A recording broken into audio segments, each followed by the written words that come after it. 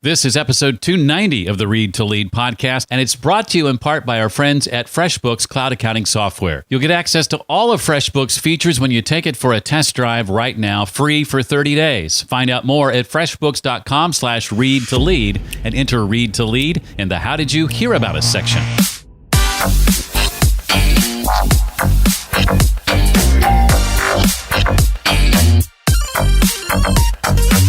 When you're a full-time entrepreneur, you're responsible for everything.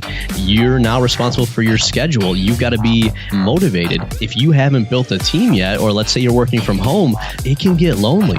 Hello and welcome to the Read to Lead podcast. I'm Jeff, and this is the podcast dedicated to your personal and professional growth. For a long time, I have believed that if you desire to achieve true success in your business and in your life, then intentional and consistent reading is a must. I'm here to help you narrow this ever-important reading list and help bring you the key insights and main ideas from some of today's most successful and inspiring authors. I'm excited to say that today it's two authors for the price of one. We'll be joined momentarily by husband and wife team Tom and Ariana Sylvester, authors of the book Lifestyle Builders. Build your business, quit your job, and live your ideal lifestyle. I'll be asking them to share about how to purposely plan for the kind of lifestyle you want to live, the difference between taking the leap and laying out your runway, some of the pitfalls you need to watch out for throughout this process, and plenty more. I want to recommend to you an awesome podcast, a podcast I've been invited on. We keep rescheduling the interview. We'll get that squared away eventually, I'm sure.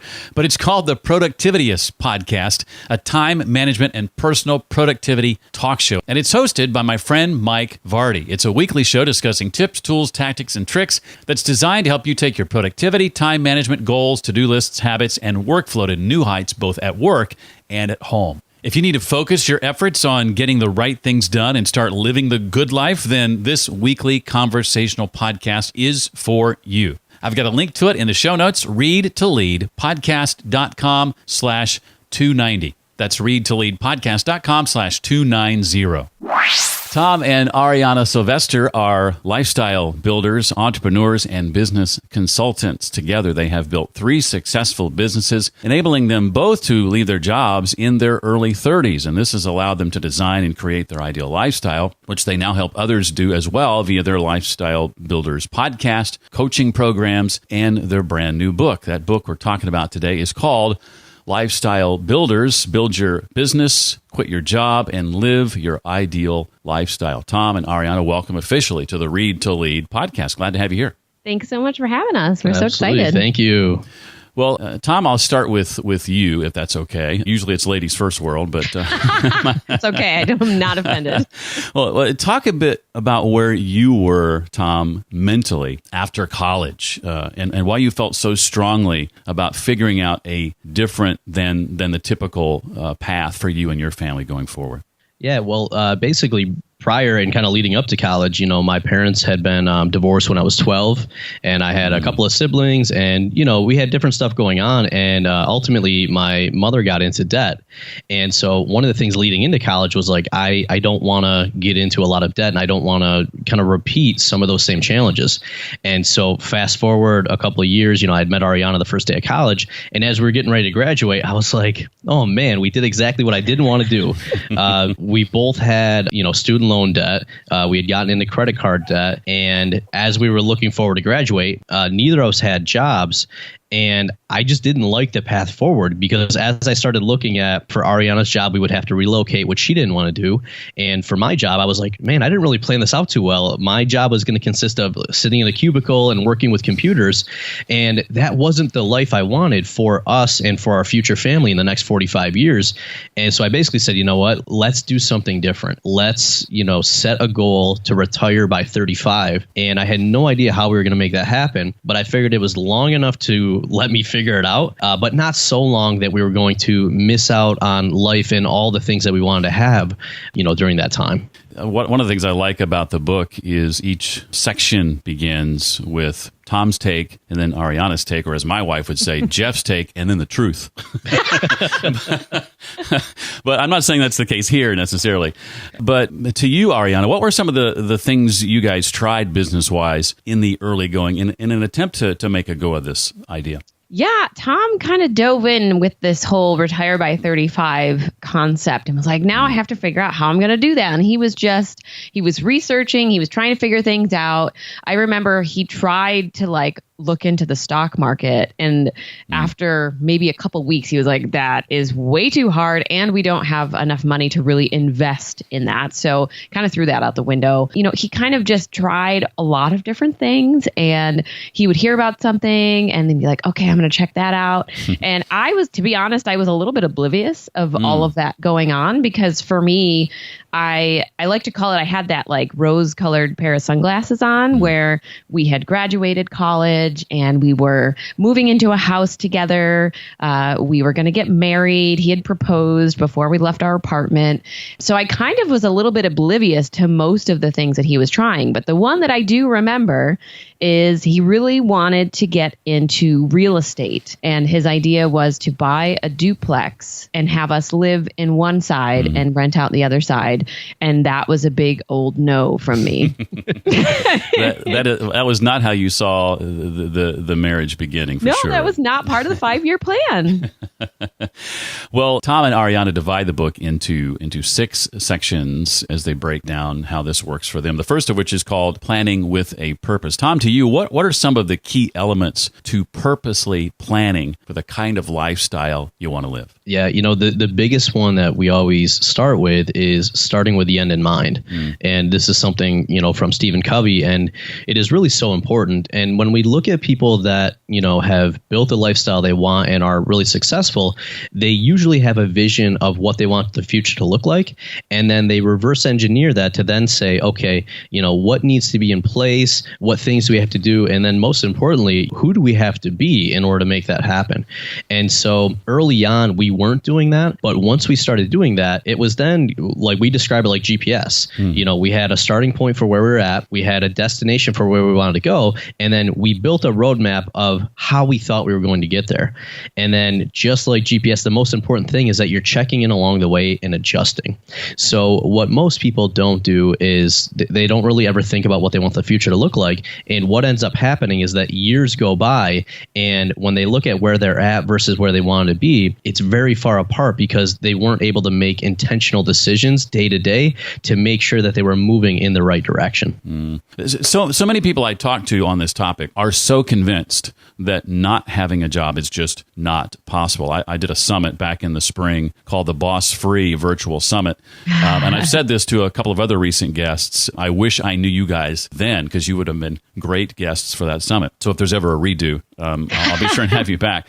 But the question often is, can we really leave our jobs? Is it truly possible, Ariana, for anyone who desires to do this to actually make it happen? To be honest, it is. But there's a lot of mindset shifts that kind of have to come along the way before that can happen 100%. And I say that being the one who had to go through most of those mindset shifts because as we started, we talked about the whole real estate thing. We eventually did get into real estate, but I say we, and I really mean Tom got into real estate and I was just kind of along for the ride. For a long time, I didn't see how him leaving his job was 100% possible because obviously there was 2 of us. We started having kids. I was able to leave my job early because we decided that me staying home was one of the things that we wanted for our family. But then I was kind of like, okay, now we're living off of one income. That makes it even harder to leave a job. And that was one of the things that we really worked at together as we were building out these businesses and talking through some of this stuff. Was like, what does it take to leave a job? And it was a lot of planning. It was a lot of talking through, how is that going to change our life if we could leave your job at some point? What are the things we would need to have in place when we are ready to finally do that? So it is completely 100% possible, but I will say it's not as easy as a lot of people in the entrepreneur industry like to make it look. When you hear all the success stories of like, I made $1 million in 6 months and I left my job and it's amazing. So it is 100% possible. But it takes a lot of work. It takes knowing what your end goal is, and it takes being intentional. Yeah, and there's a thing we talk about called your freedom number, and basically this is the amount of money that you need to be bringing in, from other sources in order to basically replace your job and cover your expenses. And the key thing is your freedom number is different for everybody. Some people have a really low one because they don't have a lot of expenses and that's their lifestyle. Some people have a much higher one. And there's really this key lesson I learned, and I shared it at the end of the book, which is really around you have complete control over what that number is. But the challenge most of us get into is that, we start buying things and we start increasing what our monthly expenses are. And over time, we feel like we have these golden handcuffs of where, it looks like from the outside we have a really good lifestyle, but we're actually not happy and we're kind of stuck. But the beautiful thing about that, I call it the false golden handcuffs, because at the end of the day, you have complete control over that. And for most people, they don't realize if they made a couple shifts in, let's say, their living situation, the vehicles they have, some of the bigger expenses, they can actually leave their job a lot sooner. They just haven't realized that that's what's ultimately holding them back. Yeah. And to your point, Ariana, I think a lot of entrepreneurs tout strategies and tactics unique to their situation. And what I like about what you guys have done is you're presenting what you've learned in a way that anyone can apply these no matter their situation, I think. Well, talk a bit about, Tom, if you would, the concept of laying out your runway is how I think you frame it. Don't you just take a leap and just jump into this? That's one of the things that when either of us hear it, it just kind of we just cringe because there's this notion out there that entrepreneurs, are risk takers, and there's this thing like just jump off the cliff and build your plane on the way down. Well, the challenge is if you don't have enough runway on the way down to build your plane, you're going to crash into the ground like a Wile E. Coyote thing, right? And so what we actually tell people is, being an entrepreneur is actually about taking calculated risks. And you actually don't want to take risk. You want to actually reduce risk.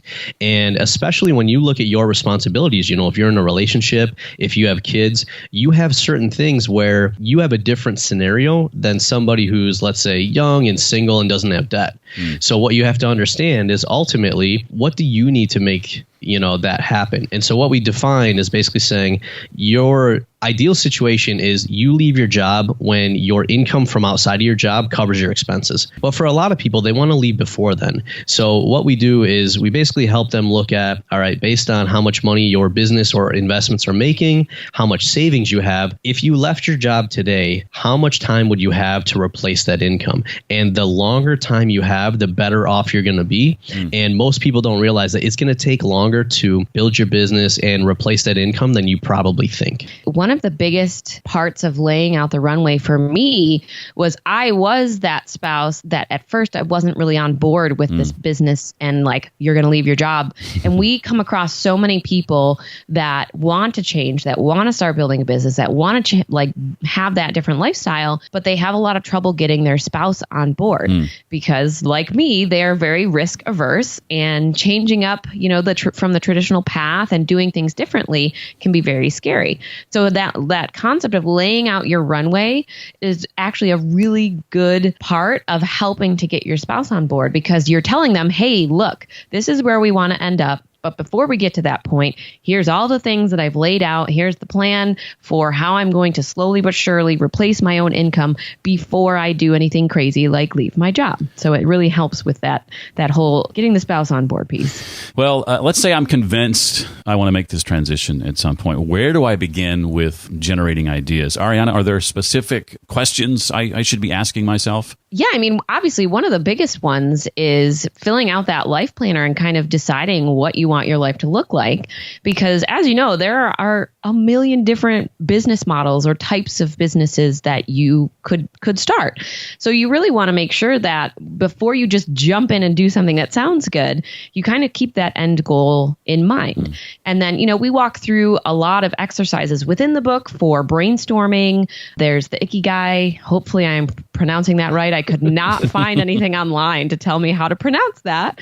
But it talks about, like, what are your passions? What does the world need? What are people willing to pay for? What are your skills? What are you good at? And then kind of those in-between spots that you could potentially step into an area that, something that you're good at and also the world needs.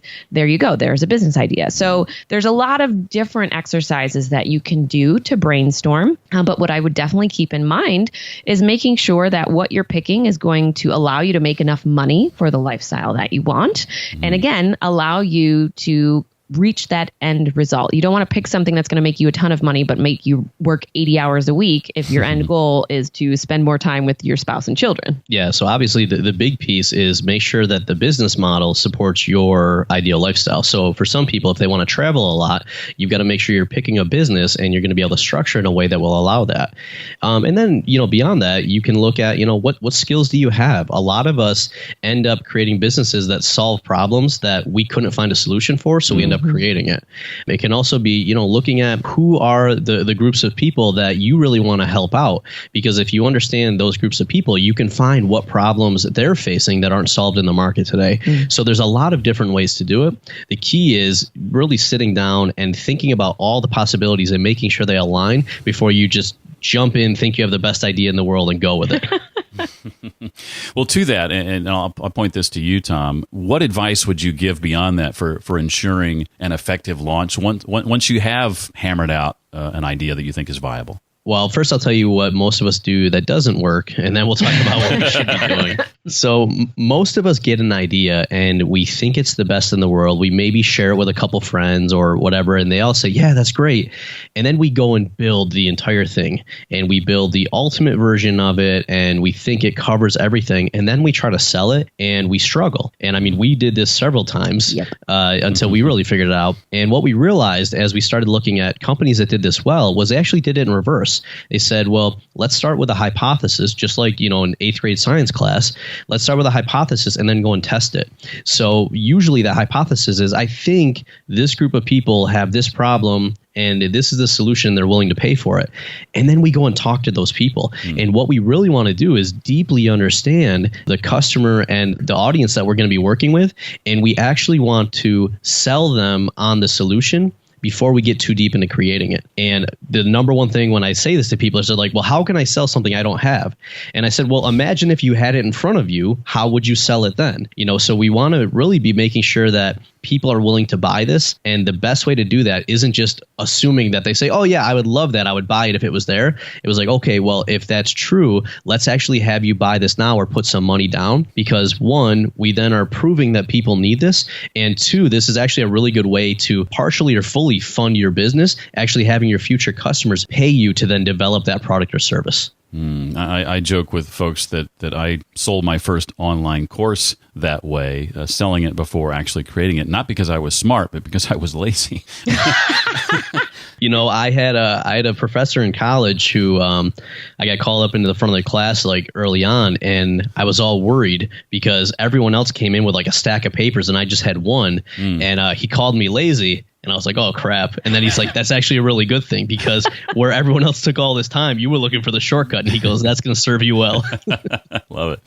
I realized several years ago that as I began my first side hustle that would eventually grow into a full-fledged business, I needed some shortcuts. I needed some help. I needed someone to step in and handle aspects of my business I wasn't prepared to do. And I found a godsend in FreshBooks Cloud accounting software, and they've been a part of my business now for over 10 years. When I say shortcut, I mean that FreshBooks makes things so much easier, so much faster. I spend far less time on the accounting side of my business than I ever thought possible. It would not be possible without the help of FreshBooks cloud accounting software, and I highly recommend you consider it for your side hustle or business. And you can do that without obligation, without risk, free for 30 days when you sign up for their trial. It's easy to do. You just go to freshbooks.com/read to lead. That's freshbooks.com/read to lead. Take it for a test drive. Try out every aspect of the software, every feature. See if you like it. See if it's right for you. And if it is, great. If not, no hard feelings. Freshbooks.com/read to lead and enter read to lead in the How Did You Hear About Us section, by the way. Again, that's freshbooks.com/read to lead. Well, now to you, Ariana. What have you managed to learn about having good systems in place that you can use to easily scale your business? Yeah. So a lot of people, if you've heard Tom talk on any podcast before, you will know that he is a systems guy. So when we first started getting into the real estate business and then we opened our wine and liquor store, putting systems in place was something that was really important for us to be able to continue running those businesses well while adding other businesses on top of them. So with our wine and liquor store, a lot of people are actually really surprised because they assume that we work there. So when we first opened, they'd be like, "Oh, I'm going to be down in town. Are you guys going to be at the store?" And we'd be like, "No, we don't work there." And they're like, "Don't?" No, we hired people. We have a team. We put systems in place so everybody knows what they need to be doing and when. And we have communication systems with them. We have operating procedures and everything all in place so that that business continues running whether or not we are there. And he's also brought a lot of systems into our house as well in our life. So systems are kind of how we function. Yeah. I mean, basically what it comes down to is we never want to solve the same problem twice. And as you're going to scale a business and really create a business that then allows you to live your ideal lifestyle, what it comes down to is this question that I always ask is, what needs to be true for this business to run day to day without us being there? And Ariana mentioned the wine and liquor store. We actually had to ask that question and make it happen because I was working a full-time job. So I physically couldn't be there. And so it's that mindset of, asking that question. We then define, all right, well, what needs to be done? What systems need to be in place to support that? And then what team members need to be in place to operate those systems? And so by thinking that way, we're always thinking about how do we design this so that we're not having to be there. Even if early on we're maybe playing some of those roles, we know that we can continuously get stuff off of our plate and then use automation and use delegation of hiring and building great teams so that the businesses can run and we don't have to be involved day to day. Love it. Okay, so now I'm ready to quit, to officially leave my job. What are some pitfalls, Tom, to look out for or be aware of? I'm actually going to sneak in on this one because this was a lot of the things that kind of were points of discussion for us before Tom left his job eventually. And one of the biggest things that we've noticed with talking to other entrepreneurs was that they didn't initially realize that what they made in the business was not completely theirs to take home. So we've talked to a lot of people who ended up having a lot of problems because when they left their job and they were working their business full time, they didn't realize that they had to set aside money to pay taxes. And as we all know, that can come back and bite you right in the butt. So, it was kind of this concept of people don't know what they don't know about when you don't work for an employer anymore, what changes. So we talk a lot about that in the book, like what is on your paycheck from a W-2 job changes when you become an entrepreneur, and you really have to be aware of what taxes you're going to owe. And obviously you have expenses that your business has to pay. So making sure that, yes, you are paying yourself, but that you're also taking care of the business, which is why we love the Profit First concept by Mike Michalowicz. And then also a lot of people don't realize the insurance struggle. If you are somebody who's your spouse is staying in their job and you have their insurance, then that's great. You're amazing. You're in a really good place. But at some point, if both of you you leave your jobs, taking care of health insurance is a really big struggle. And we still see people trying to figure this out, even now with all of the options that are out there. And it's so costly. And I think that's one of the biggest things that people don't realize is when you leave your job, it's going to kind of flip flop. There's some things you have to worry about less, but there's other things you have to worry about more. Yeah, and the other thing too, so there's a lot of those technical pieces, and like Ariana said, we try to cover as much of that in the book. The other piece that we find is often surprising to people is the mindset shift and the mental piece of going from an employee to an entrepreneur. Because as an employee, you're part of a team, you're responsible for your piece of it. You've got a consistent paycheck coming in every 2 weeks. There's other people that take responsibility if stuff comes up. And now when you're, full-time entrepreneur, you're responsible for everything. You're now responsible for your schedule. You've got to be motivated. If you haven't built a team yet, or let's say you're working from home, it can get lonely. Your friends and family might have their own thoughts that they're going to be sharing with you, which may not be as positive. So there's a lot that comes up in that transition, and as awesome it is, and you should definitely celebrate when you do make that move. You also have to realize that you're transitioning from one piece to another, and there is a lot that you go through. And that's why we always tell people, make sure you have support, because we all need support on this journey. And the more successful you become and the more changes you go through as you start to really level up and get into different spaces, the more support we all need to make sure that we're staying healthy and grounded as we go through that. Don't even get me started on healthcare. The fact that healthcare benefits in 2019 is still tied to traditional employment, I think, is quickly becoming an outdated concept. But that's all I'll say about that. Yeah. Well, let's talk about self-sabotage. Tom and Ariana title the last section of the book "Stop Self-Sabotage," and the first chapter in that section, why you won't follow anything in this book.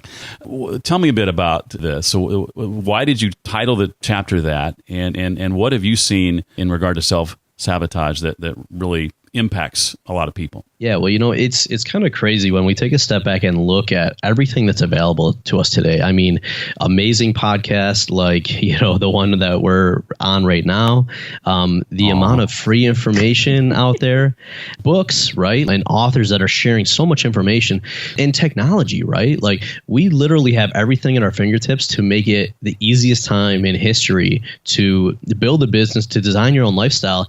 And yet when you look around, more people are, sad or, depressed or frustrated as ever. And even though we have all these resources, most people don't take advantage. And what we found through working with just a lot of entrepreneurs, the ones that make it and the ones that don't, is they're the biggest bottleneck, right? And usually it comes down to their mindset and how they're approaching it, whether they're approaching it as get rich quick, and it doesn't work, so they give up, whether they think that just because they had a couple failures doesn't mean they're not going to be able to make this work, or because they're so focused on building this business that they're kind of missing out on a life. So what we really wanted to convey to people is that, look, everything you just read and all the time you've spent learning everything else, it doesn't matter at all if you're not willing to take the next step and really commit every day to moving in the direction and really being the person that's going to help you succeed.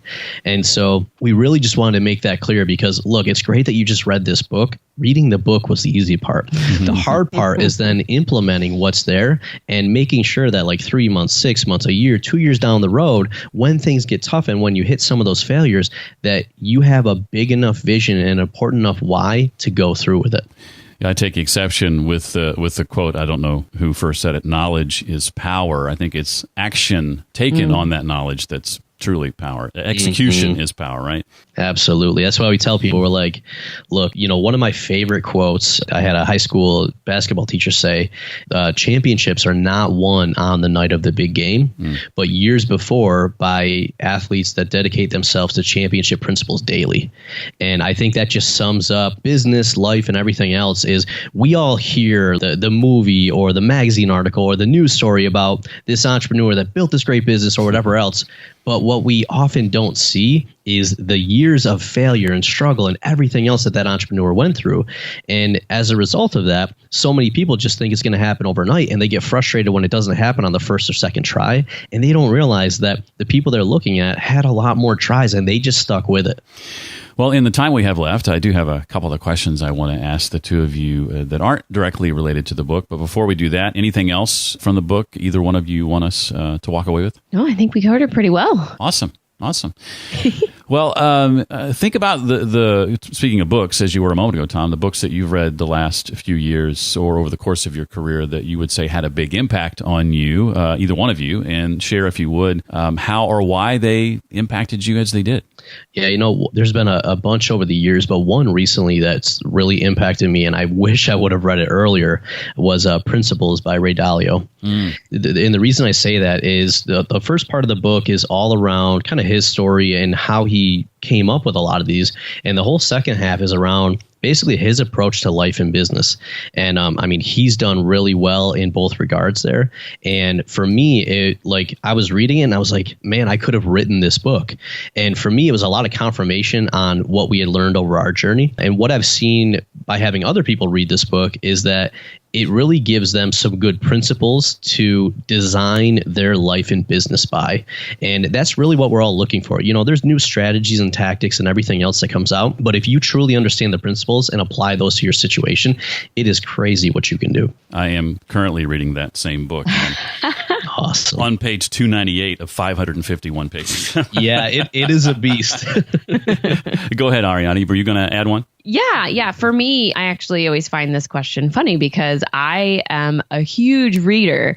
But when people find out what types of books I read, they're kind of like, oh, I don't typically read business books. Mm-hmm. So in the space of the couple years, probably a lot of years, I think I've only read like 2. Yeah, it's only been, I can count them on one hand. I usually just make Tom give me the Cliff Notes because my preference for reading is pleasure reading. And I tend to read science fiction and fantasy novels. But this year, I actually got inspired to step out of my comfort zone and maybe change the story I was telling myself in my head that I, quote unquote, don't read business books or personal development books. And I watched Brene Brown's special on Netflix. And I was like, holy crap, how have I not known she existed? And why didn't I read her books? So that inspired me to go and pick up some of hers. And Tom had actually already had one on the shelf. Surprise, surprise. He has all the books you could probably ever think of. So I got to read Daring Greatly. And that just kind of opened my eyes to what is possible for me to shift in my own mind, to change my own ways of thinking. And it just really helped me work through a lot of some of that personal development stuff because I struggled a lot with guilt, mom guilt, as we've kind of moved through this journey and other people's outside expectations. So reading Brene, she talks to you like she's in the room. She uses factual knowledge to back up everything that she talks about in the book, which for me is a huge plus. And she just made it really fun and easy to understand. So I love that story, and I so identify with it. Seth Godin was that catalyst for me. I left college going, gee, thank goodness all that learning's done, and I don't have to do that anymore. And didn't read for 10 years until I stumbled across Seth Godin, and 10 years later launched this podcast. And by the way, Ariana, I'd like to recommend Read to Lead in the future when you want to get through a book in less time. Just saying. Do you guys do any consistent or regular public speaking? Yeah, I've done a bunch, and what's been interesting is we've actually started doing some speaking together over the last couple of years. Yeah, it's coming. It's a little harder to speak together because we're both very different styles, and Tom likes to just go off the cuff in the middle of the presentation, like go on a side tangent. I did a first sort of co-led talk, the only one I've ever done last year, and it turned out much better than I anticipated. What has that process been like for you guys? What have you learned that's different about, other than what you've already stated, about doing one together versus maybe doing it solo? Yeah, well, I think the key, regardless of whether it's together or solo, is just like we talked about before, start with the end in mind. Like the thing I always look at is when somebody's going to be listening to a podcast or in the audience or reading a book, what's the transformation we want them to go through? And if we know that one thing, we can then structure, the presentation really around that. And to that point, it's really like, how can you make that memorable? Because more often than not, people have really good content, but they're just not delivering it in a way that is like getting people not looking at their phones or, to stay engaged. And oftentimes it's really starting it out differently, like something that's unexpected for people, whether it's like starting in the middle of a story or whether it's really something that's going to captivate them, and then using that story all the way through. Because like early on, I was going to a lot of tech conferences and a lot of people were smart, but it was all data and it wasn't enough stories to get people to care. So when you start with the end in mind and when you're crafting those stories in, people now see how what you're teaching and sharing actually applies because that story shows it to them. Yeah, and I think Tom and I doing it together, obviously we can tell the same stories on our own. They might hit just as well. People will hopefully connect with them. But when we do it together, there's something about having both perspectives on stage and having us both there to share our pieces and parts of the story. Just like the book, it kind of opens up a lot more of that ability to connect with everybody in the audience. And what we've typically found is that people in the audience are either connecting with Tom's story and they're like, oh my God, that's me. Or they're connecting with me. Like maybe it's a spouse who got dragged to this conference and they're like, hey, that's me up there. Well, with the book just out, I know that your immediate future is going to include a lot of interviews like this one and getting the word out about it. Beyond that, what would you say is ahead for you guys or you and your team that you're currently excited about or looking forward to? When we started down this journey, the first focus was really just on us and taking care of our family. And I think that's where most entrepreneurs are starting. It's like, I just want to make enough money so that we can live the lifestyle we want. And this weird thing kind of happens is you get to that point and you're like, okay, well, now what? Like, what's my purpose beyond this? And for us, what we found was people really started reaching out, asking how they could do what we were able to do. And so that shifted us into lifestyle builders, into the podcast, into the book. And so what we're really excited about going forward is like, oh my gosh, there are so many people that aren't happy with their life and aren't happy with their jobs and don't even realize that there's these other paths out there. And so, I've got more books that I'm writing. We'll see if we can get Ariana into a couple more of them. But it's really just like, now how can we help as many people as possible? And with the ability to have podcasts and books and all the technology we have, it's going to be really exciting going forward to just, every time we're at a conference or, we get an email from somebody and they're like, oh my gosh, thank you. You've changed our lives. That pumps us up more than anything else. Yes. And lastly, tell me a bit about this imprint that your book is coming out on in your relationship with the man behind that imprint. Yeah, so it's through Dan Miller of 48 Days. I, like many people, had been following Dan's stuff, and I had the opportunity to meet him at a conference. And it was funny. I sat in on a presentation that he did or a panel, and then we were walking back to the hotel, and I just saw him, and we just struck up a conversation. And I said, Dan, I'm a fan of your work. Obviously, you've written a lot of books. You're coaching. My wife and I are actually writing our first book. Do you have any guidance? Obviously, gave me some really good tips. And then he turned it around, and he said, tell me a little bit about the book. And through that conversation, he pulled a sheet out of his notebook and said, hey, I love what you guys are doing. I think there's a huge need for this. Let's see if we can get you published. And so up until that point, we were just going to self-publish and put it out on our own. And then that started not only, a lot of opportunity for the book and being able to work with Dan, but also then being able to build a closer relationship and get more understanding of how he views life and business. And it's, to me, kind of like Ray Dalio. Like, we had him and Joanne on our podcast, really sharing a lot of their experiences. They just celebrated their 50th wedding anniversary. And there were just so much insights that we were gleaning, and we're like, this is going to really help guide our future as we go forward. Yeah, two of the most generous people, Dan and Joanne, I think you'll ever meet for sure. And I have the good fortune to just live 20 minutes away from them. So We run into each other quite a bit, probably more often than he would like, actually.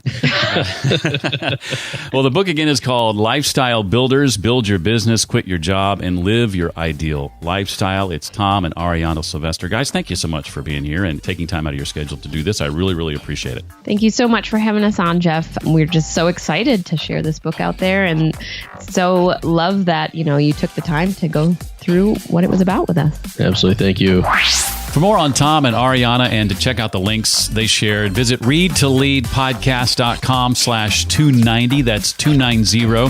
readtoleadpodcast.com/290 for episode 290. Hey, if you have questions, feedback, or comments about the podcast, I'd love for you to reach out to me directly. My email address, jeff@readtoleadpodcast.com.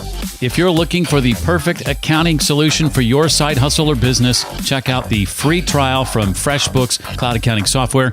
You can do that at freshbooks.com/readtolead. That does it for this time around. Hope to see you next time for the next episode of the Read to Lead podcast. Until then, remember, leaders read and readers lead.